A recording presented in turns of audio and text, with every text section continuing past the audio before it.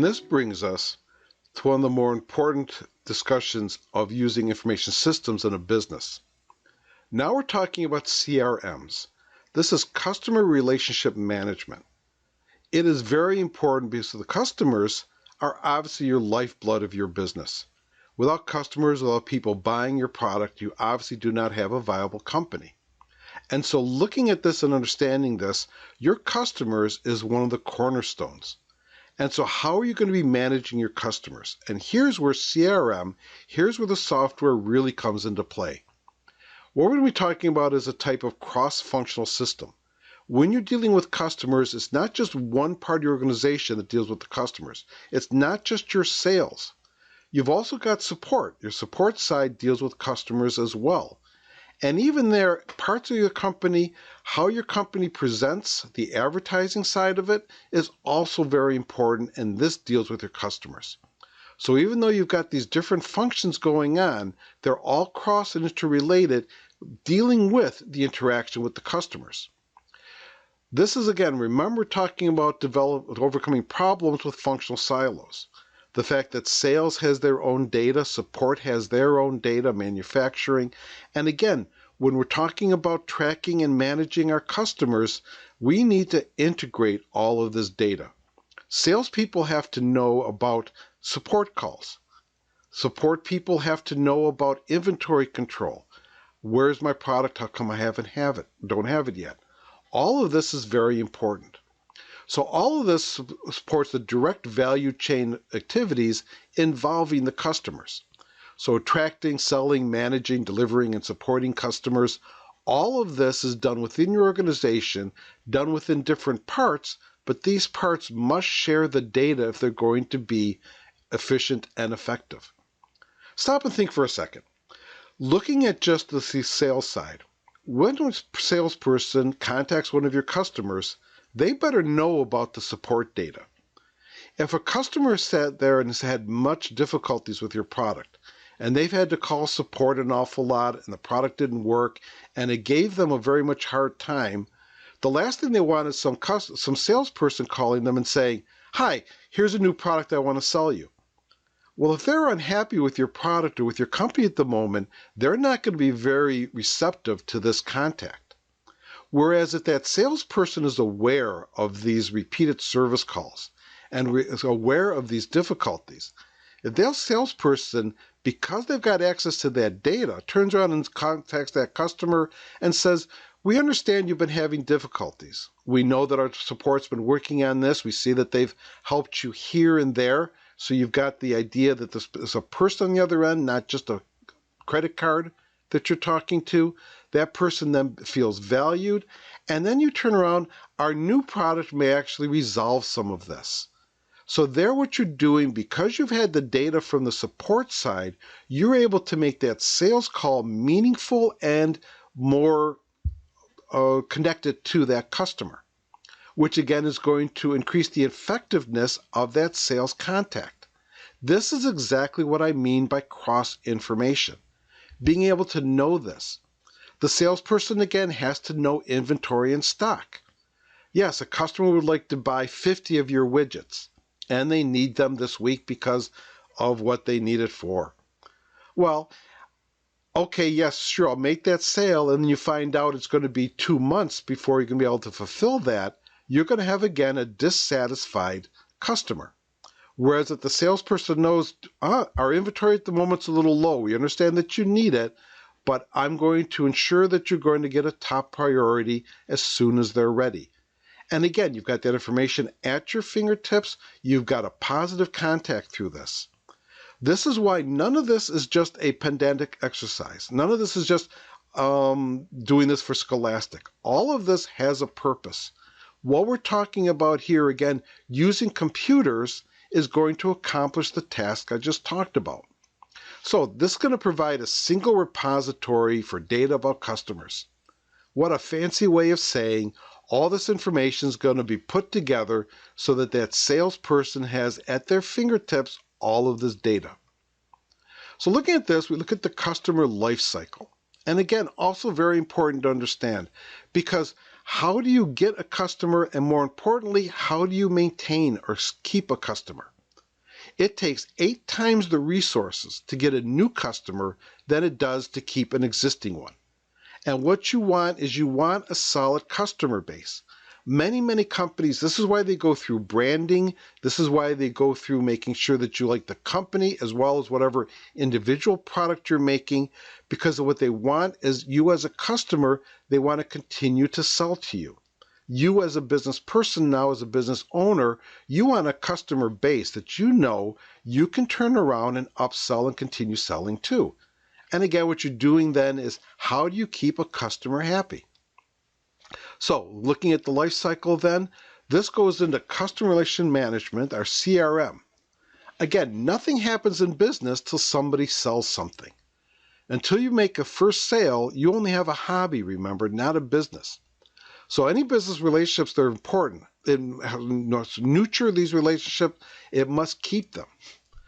Businesses that don't must find new customers, and again, it takes 8 times the resources. You have to go through sales, you've got to go through advertising, through marketing, through initial contacts, as opposed to then turning around and just selling to a customer who is familiar with your product and is happy with your company. IS then is important to maintaining these customer relationships. Systems that have their main purpose of this is these are called CRM systems, customer relationship systems. And again, very important. Here again, we're maximizing the use of a computer in order to get your business to be effective and efficient. Looking at this, there's 2 types of CRM. There are 2 ways of looking at gathering customer information. One is operational. The operational is what you would pretty much expect from a CRM, used in contacting with the customers, contacting them, selling them, helping them use the product or service, and then you track all of this. When is the last time you contacted customer A? What's the last thing that they bought? Turning around, have they had any difficulties? Have you been able to resolve those or help them to make their business run better? The other side is analytical. You also want to be able to track this data because this is going to help you position your company. When we talk about, do we make a new product? Do we start a new product line? Do I enhance the product that I've got now?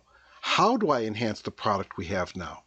Again, you could turn around and guess on this, but then what you're going to end up doing is going out of business. Guessing never works. What you want to do is a company that stays in business has got to make more right decisions than wrong ones. And how do you make right decisions? You do that through information. Where does information come from? That's the data that you collect. Remember, the number one resource that any organization ever has is information. Because with good information, you can run your company well. So when you're looking at there and you want to look at trends, what area am I doing really well in sales? Does this tell you, wait a minute, this area where I'm not doing well in sales, I'm going to increase my marketing there. Or this place, I've got a lot of sales in that place, I'm going to increase marketing there, because what that means is I can turn around, there is a place, a area that is going to benefit from my type of product. And again, though, as you're tracking all of this information, all this data on your customers, this turns around and gives you the analytical side. So looking at something like this, what do I mean? Again, it's just a computer program that's going to be utilized to track everything. You're doing more than just, I need a list of customers or a list of people that bought my product. What you need to know is how much of your product, how many did they buy, at what frequency, when's the last time that you contact them, what is their average sales. All of this then is tracked. All of their support calls, every time they called, that goes into a CRM so that they've got an understanding of what it is. So all of this goes in there, and here's kind of a screen showing you what that is. And again, look at what you know. What you've just done in the assignment and what you've done creating a database, this is going to be used to track this kind of information. So CRM level 1, contact management, handles information beyond just contacts. You're going to have your callback dates. What frequency are you going to be contacting this customer? And then how do you ensure that this date doesn't slip by? You put that into the computer. So what you have then is you know that come December 1st, I'm going to touch base with this customer again because I'm going to do a sales call at that point. Conversational notes. One thing we do in our business all the time is when we're talking to a customer, if there's any information that they give us that's of a personal nature, we always put that down. Because just again, think, dealing with a customer, like the best rule of thumb is you treat a customer the way you want to be treated. Do you want to be treated as just a checkbook or a credit card? Or do you want to be treated like a valued person that the company wants and likes to do business with? And again, how do you do something like that? We'll sit there, and if one of our customers mentions that their daughter's graduating from high school in June, we make a little note of that. And on the next call, it's simply, well, how did the graduation go? How are things there? Right away, you've got that personal contact. The person on the other end is more amicable to the things you're going to have to say and present. Just think how you would feel if you called a company and that you're talking to them, or you get a sales call from them, and all of a sudden they start discussing something you mentioned before. You would feel valued and, again, more likely to turn around and do business with that company. So all of this is what you track. When I say you're tracking more than just a list of your customers, this is why. So shared data makes sales contact available for the entire team and the support team. Again, I've gone into that already. Everyone on the team, though, must know what everyone else is doing. This is why a cross-functional system, a sharing of this data, is so very important for the running of the company. The other one then is sales management. Sales management, coordinating the sales process, reminding salespeople to go through the right steps in the right order, and providing a variety of aids. Blah, blah, blah. Basically, what it is saying there is what you want to do is make sure your salespeople are hitting the right notes. Again, one of the main sales points of our product is that we have an AI system. We have a business intelligence built into the system that helps them manage their process. Whereas in the past, they'd have to go out and hire an expert, or they would have to have somebody on staff that was aware of the policies and the government procedures involved. What it is we've encapsulated all of that in our software, and that's one of the big points that they hit when they're doing sales calls. The whole idea of how it's cost effective to use our product versus another. So looking at this is what you want in sales management. You want a script. You want to make sure that the salespeople hit all the right buttons. Make sure that they're saying the same thing at the same level. So standard presentations, boilerplate for proposals, competitive analysis, and sales arguments. Why should we buy your product over your competitors? Oh, my friend over at the other company, they use this other product, and they're very happy with it. Oh, well, I'm really glad for them. Okay, sorry to bother you.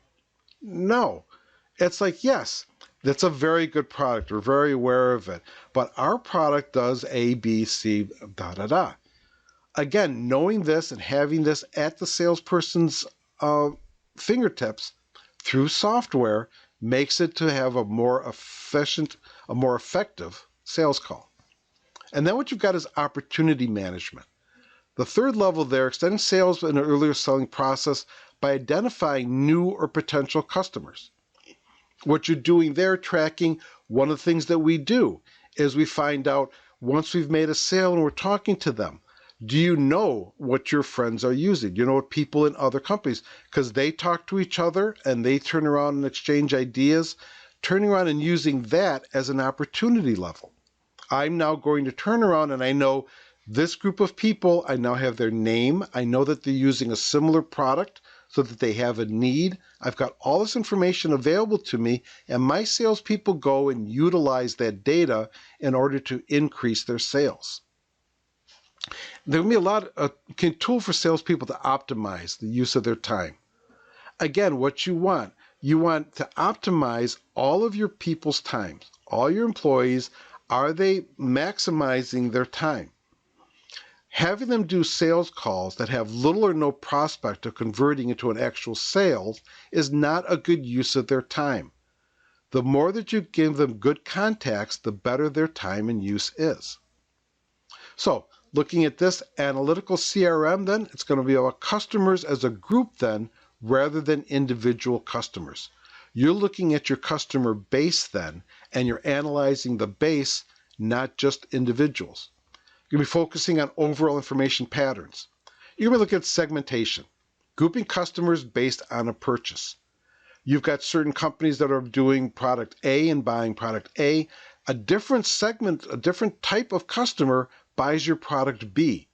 Segmenting this out and knowing this helps you identify where to look and do future sales. Your personalization, your information again about the customers. This is very important because again, just like you, your customers want to feel valued. Response analysis, enabling a company to determine the effectiveness of different marketing approaches. Your response analysis, did this work? I've been doing print ads. When we first started our company, we did print ads. We did a lot of the trade magazines. We did a lot of print, but we had to analyze how did that work. We noticed that print all of a sudden generated almost no new sales and no new contact. So by response analysis, by tracking what this was doing, we recognized that this was money we were literally just throwing out the door. So we've stopped. We no longer do any print advertising. But this was an intelligent decision based on the data that we collected. We would turn around and in print ads, we would put a code or a special number for them to call. This way we're able to track this sales call originated from this source. It was more than just, did you go out and put advertising in a magazine? No, we're going to use and track that to also give us data. Attrition analysis is extremely important. Knowing why you lost a customer or why you're losing customers. This is going to identify to you that there may be holes in your product. There may be things that the competitors are now doing that you're not. So whenever you lose a customer, it's very important to know why you lost them. It's not enough to gnash your teeth and wring your hand and, oh my gosh, we lost another customer. Why did you lose that customer? Is it a source that you can identify and turn around and correct so you don't lose more? One of the big things that happened to us, the 2008, when the subprime bubble burst, we lost 40% of our customer base in a 9-month period. And it's not because they went to a competitor. It's not because they went to another product. These companies actually closed. The economy was in very poor shape. These organizations closed. We actually lost so much of our business, we almost went under. But we had to track, why were we losing the business? Was this something we had control over, or were we going to have to respond to it in a different way? We're going to have to downsize. We're going to have to become more lean. We're going to have to then reduce our operational costs if we're going to stay alive. And now we're facing pretty much a lot of the same type of constraints. A lot of businesses have to be looking at, why are they losing customers now, and is there a way to shift to get them back? And then aligning supply, getting production expected with demand. One of the things that you never want is you never want to have people waiting after they've purchased your product. And again, all of this is just, how do you want to be treated? If you turn around and you buy the latest smartphone that's out there, and they turn around and say, okay, thank you for your purchase, we'll have it to you in 4 months, you're not going to be too happy. So your salespeople, they've got to be able to align demand with supply. A lot of companies, you'll see when they come out with a new product, they come out with a new cell phone line. A lot of them sometimes will even wait or postpone the launch date until they have enough supply that they know they're going to be able to meet the demand. Because having a great product that you can't deliver on and get to the customer, you're going to lose goodwill along with sales. So looking at this then, using this to the CRM business, you can drive the customer with this. You can use this as a tool to turn around and help manage your customers. You can anticipate based on turning that data into meaningful knowledge. By turning around and using these tools and finding out, where is my sales doing really well? Where are they not? What is the demographics of the people buying my product? All of this helps you make your company do better. And then there's market basket analysis. What this is data about items purchased together that may not be related. So this is called, again, upselling. What you're doing is you're looking at trends in buying. Amazon is really good at this, obviously. What they do is they track sales and they look at what type of things are being bought at the same time that may not be related. A lot of times, for example, they'll notice that people that buy swimming fins also will buy coolers, a beach cooler. Now, no one would probably even think of making that type of connection, but they will notice that this happens over and over. So how do they respond to that? Every time a person purchases fins, they will come up and say, oh, people also that bought this also bought that product. And because there's that type of connection, a lot of customers go, yes, you know what? That's actually what I do need. I'm going to the beach. I'm going to be using these swim fins. A cooler is exactly what I needed. I wouldn't have thought of that. So you've turned around and made a sale that wouldn't have been there otherwise without this market basket analysis. You also see this a lot on Netflix. People that have watched this, these are suggested for you. These suggestions come up. Where they get this is the data of after you just watched My Little Pony, you turn around and then you watch Sailor Moon. And enough people do this that now the next person that watches My Little Pony, they're going to suggest, and by the way, we suggest for you Sailor Moon. Well, how did they know? You know what? That's exactly what I think I'm going to watch next. It's because of market basket analysis. They are tracking everything. And this is where I'm going on about the fact that for your company to be effective and to be efficient, you have to track everything. Because all of this data can be used to be turned into information you're going to use to run your company. And this ends part 3 of our discussion of organizations and information systems.